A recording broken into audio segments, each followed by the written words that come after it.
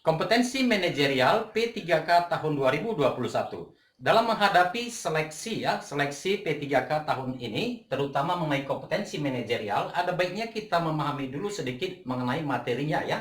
Jadi di sini sudah saya tuliskan materinya, kemampuan mengelola diri ya, mengelola diri atau diri sendiri dan sumber daya yang ada untuk mencapai tujuan. Oke. Jadi yang pertama mengelola diri sendiri dan juga sumber daya yang lain, bisa juga rekan kerja, bisa juga fasilitas yang ada dan lain sebagainya.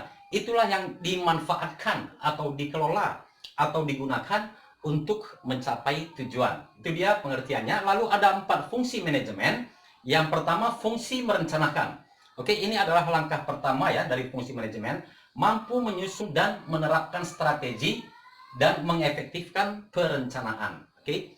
Jadi teman-teman di sini kita tentu harus punya rencana apa yang akan kita lakukan ya untuk kedepannya. Contohnya untuk besok kita harus punya rencana, oke? Lalu yang kedua mengorganisasikan, mampu mengelompokkan, membagi tugas dan mengelola individu.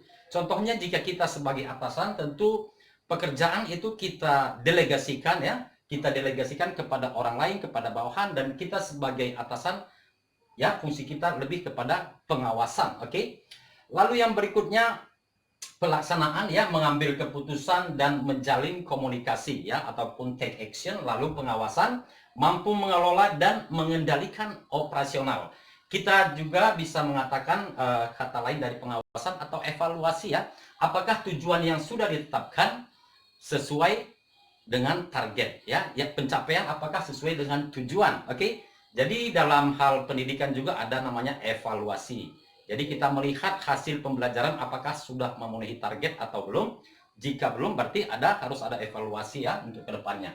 Lalu selain itu teman-teman sekalian, agar 4 fungsi manajemen ini dapat tercapai ya, ada juga kompetensi yang lain dari manajerial yang harus kita perhatikan atau kita miliki. Yang pertama integritas ya. Integritas ini diletakkan pada nomor 1 ya. Ini adalah yang paling penting. Apa itu integritas? Yaitu mengenai karakter diri kita sendiri. Contohnya yang paling penting adalah kejujuran ya. Kejujuran, bagaimana kita punya dedikasi yang baik terhadap pekerjaan dan lain sebagainya ya. Jadi itu dia yang pertama. Lalu yang kedua, kerjasama, komunikasi, orientasi pada hasil, pelayanan publik, pengembangan diri dan orang lain, lalu mengelola perubahan dan pengambilan keputusan. Oke. Jadi kita langsung masuk kepada soal di sini, soal nomor 1 ya. Oke, untuk soal nomor 1 ini dia lebih condong kepada ilmu manajemen itu sendiri. Nanti di soal nomor 2 kita masuk kepada kasus. Oke, jadi soal nomor 2 ini kelihatannya akan lebih banyak teman-teman ya. Nomor 1, kemampuan untuk mengelola diri secara pribadi merupakan kemampuan A, B, C, D ya. Dari kata-katanya mungkin teman-teman sudah bisa menebak ya, yaitu intra ya, dalam jadi intrapersonal ya, intrapersonal skill itu adalah kemampuan untuk mengelola diri sendiri. Jadi baik intrapersonal skill ataupun interpersonal skill harus kita miliki. Oke, nomor 2, saat presentasi kelompok ya, saat presentasi kelompok anggota yang seharusnya menjadi pembicara tidak bisa datang. Sebagai ketua, sikap Anda adalah yang.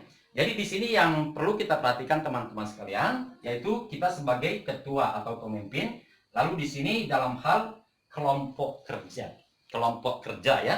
Jadi di sini kita lihat pilihannya.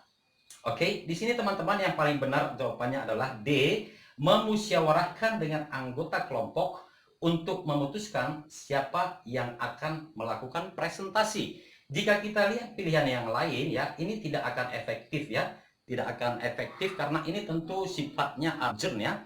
Urgent karena itu harus dilakukan secepat mungkin. Keputusan harus diambil sesegera mungkin. Jadi itulah dia pilihan D. Lalu di sini kita juga harus memanfaatkan ya, memanfaatkan anggota yang ada ya. Tentu kita harus mengetahui yang terbaik yang akan dilakukan. Oke. Itu dia teman-teman sekalian. Jika teman-teman ada pertanyaan ya, silahkan teman-teman bisa ketik di kolom komentar dan akan saya jawab. Terima kasih, sampai bertemu di video saya selanjutnya.